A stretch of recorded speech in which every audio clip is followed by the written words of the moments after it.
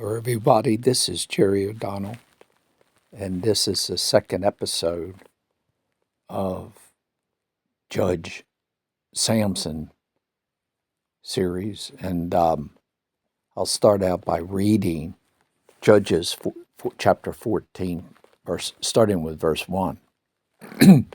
And Samson went down to Timnath and saw a woman in Timnath of the daughters of the Philistines, and he came up and told his father and mother and said, I have seen a woman in Timnath and the daughter of the Philistines. Now therefore get her for me to wife. His father and his mother said unto him, Is there neither a woman among all the daughters of your brethren and among my people that you would go take a wife of the uncircumcised Philistines? So they were indignant. They didn't like it at all. And Samuel said to his father, Get her for me, for she pleases me well. But his father and mother knew not. Now listen to this.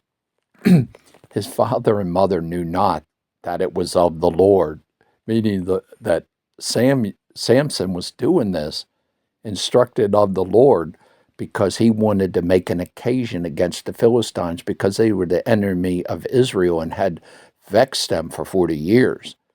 And that he sought for an occasion against the Philistines. And at that time, the Philistines had dominion over Israel. Then went Samuel, and you know what it reminds me of? Do you remember the story of Braveheart, Mel Gibson? And he said, where are you going? You know, he was all dressed up with the blue all on his face and all, and he says, I'm going to pick a fight. Do you remember that? Well, God was using Samson as a vessel of wrath to justify and to judge. He was a judge, and to judge the enemies of Israel. But anyway, and Samson went down, and his father and his mother in Timnath, and came to the vineyard of Timnath, and behold, a young lion roared against him. And the Spirit of the Lord came mightily upon him, and he rent him as he would have rent a kid.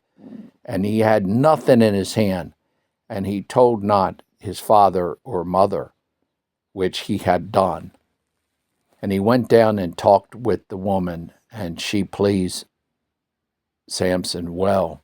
And after a time he returned to take her, and he turned aside to see the carcass of the lion. And behold, there was a swarm of bees and honey in the carcass of the lion. And he took thereof in his hand and went on eating, and came to his father and mother and gave them, and they did eat. But he told them not that he had taken the honey out of the carcass of the lion. Boy, and there's a lot of revelation in this, that there's, and I'll just paraphrase the revelation of, and this is continually, that there's a revelation that once, remember that John ate the word and it became sweet in his mouth? Remember that? And there was sweetness when David killed Goliath, right? There was sweetness, meaning what is the reward of a man that would do this? Well, he never had to pay taxes, and he got Michal as his wife, and there was a reward for slaying the giant. And there's a reward of slaying the lion, which is, this particular lion is representative of Satan and the enemies of Israel. And therefore there is a reward, and there's something sweet in it once you do it. Once you do the will of God, there's something sweet. There's the fruit of the Spirit in it. So his father went down into the woman, and Samson made there a feast. And so he used the young men to do. And it came to pass that when he saw him, that they brought 30 companions to be with him. And Samson said to them, I will now put forth a riddle unto you, and if you can certainly declare it to me within 7 days of the feast, then and find it out, then I will give you 30 sheets and 30 changes of garment.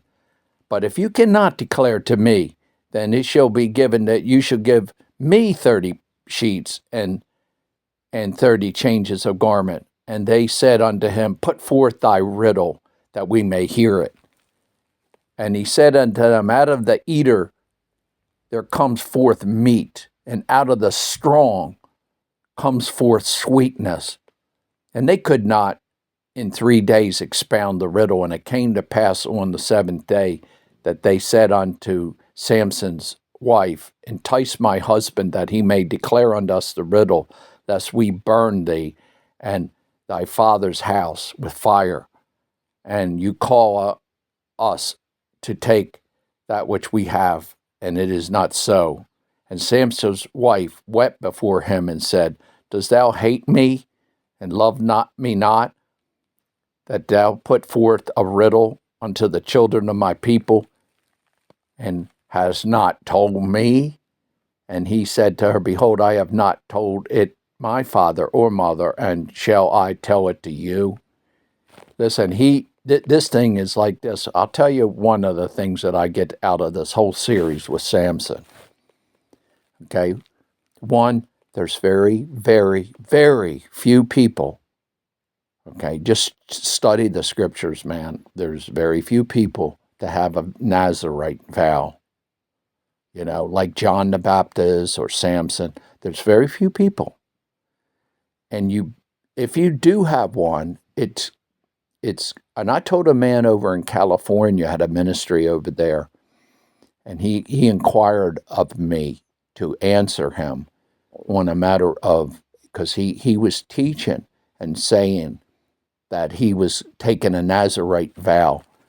And I kind of laughed because I knew that it wasn't so.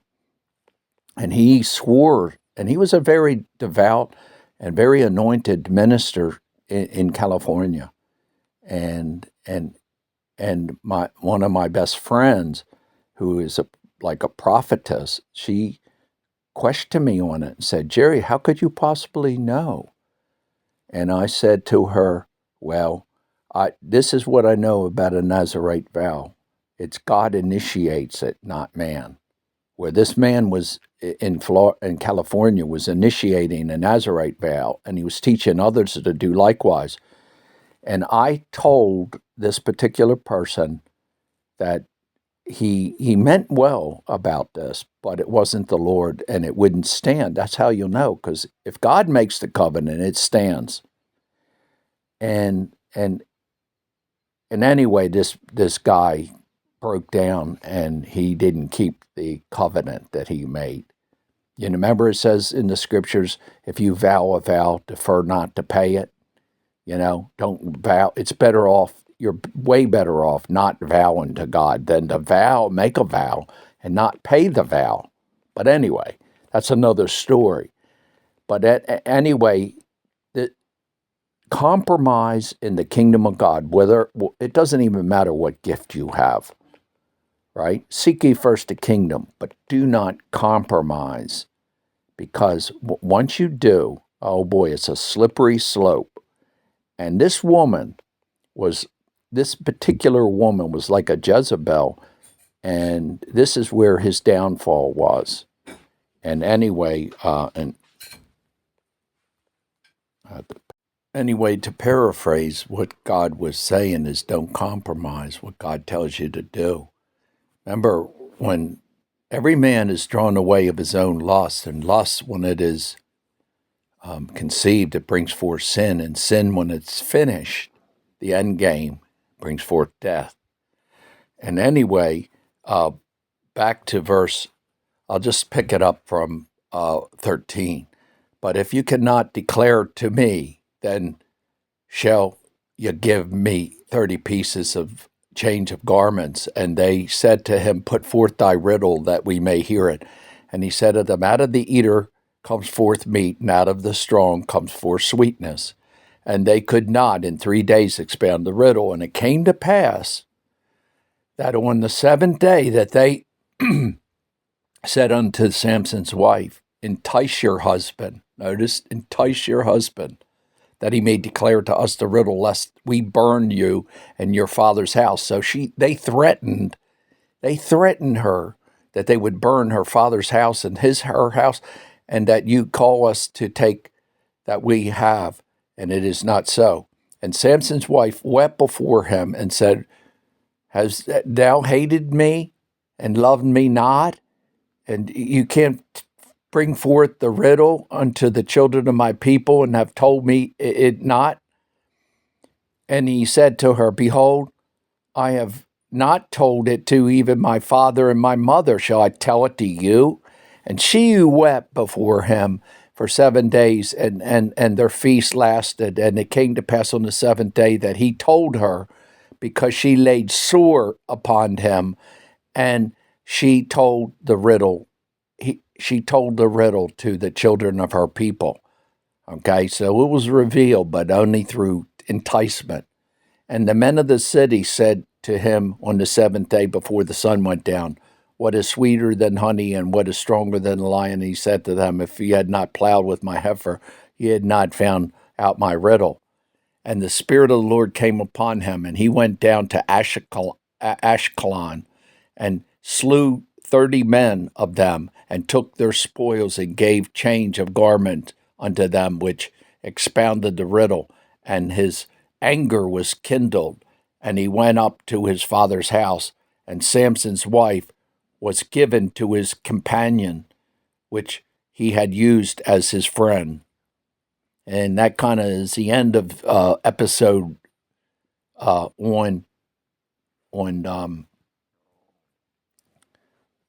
part 2 of the Samson Judge series, and it will continue. It'll continue, all right. And there's a lot of revelation understanding in Samson. Oh boy. But anyway, until next time, may God bless.